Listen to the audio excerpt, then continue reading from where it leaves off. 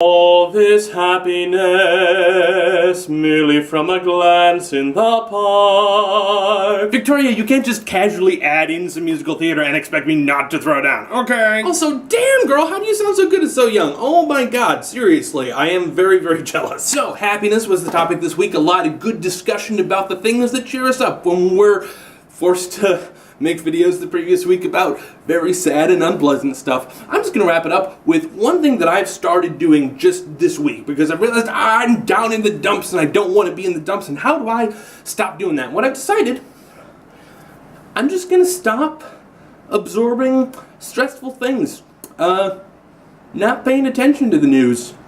Which is bad. So I'm just gonna be ignorant for a while. I've also gotten off of Tumblr because I'm just not going to engage with the angry, ranty stuff anymore. And the biggest trial for me is that I'm no longer falling asleep listening to George Carlin, which is tough because he is entertaining and I enjoy it and I laugh, but the comedy is dark and it can insidiously kind of turn your attitude a little bit sour. And that's something that I find interesting about media, is that even though it can be outwardly positive, it can be just the sort of thing that gets you anxious. There's a pile driver happening, and I don't know if you can hear the noise, but it's gonna bother me. So, anyway, I would like to propose that when you are looking at any bit of media, whether it's a news article or a social media post or whatever, give it a Lewis Black score. Lewis Black is a very entertaining and well-known and successful comedian, and his comedy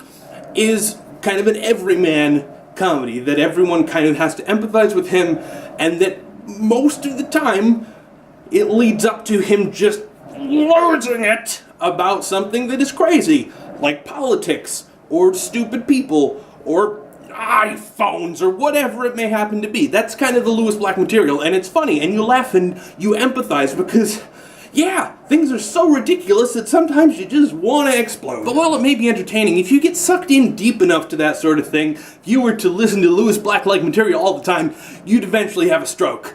Alright, it's just gonna worm away at you, and you're gonna get frustrated. So I propose that the things that you do every day, whether it's you read your Facebook newsfeed, or you look at a Twitter list, or you read articles on blah blah blah, or you go to Upworthy, or whatever it may be, try a mental exercise. Give that thing a Lewis Black score. No matter what the material is. Sometimes it can be something really uplifting, but for whatever reason it triggers you in a particular way and kind of stresses you out. Try and figure out what that number is, and then maybe spend less time on the very Lewis Black stuff. It's something that I'm trying, and maybe it'll work for you. But I don't know, I'm certainly not an expert. I'm a very stressful person. And so with that, I'm going to introduce this week's very stressful and controversial topic, so you can practice not spending time on those things, I guess. I've avoided this because Vlogalogue is not about, oh, it's a collection of YouTubers doing YouTubey things. We're a collection of people, both the people making videos and the people not, and the people making videos that aren't on this channel that are in responses. We love those, and I really need to go through and make a playlist of all of those. They'll eventually be on the main channel, but that's all just beside the point. What we are is people having a conversation. And so I wanted to kind of stay away from talking about YouTube-y type stuff for a while, but at the same time, all of the people making videos on this channel, by their very nature, are YouTube creator makers, and we're on this platform, so let's talk about it. Now, I haven't made videos on my main channel for a while because I'm trying to get some perspective. There are things that I found to be very frustrating: the copyright policies, the lack of views for sub ratio that seems to be declining across the board.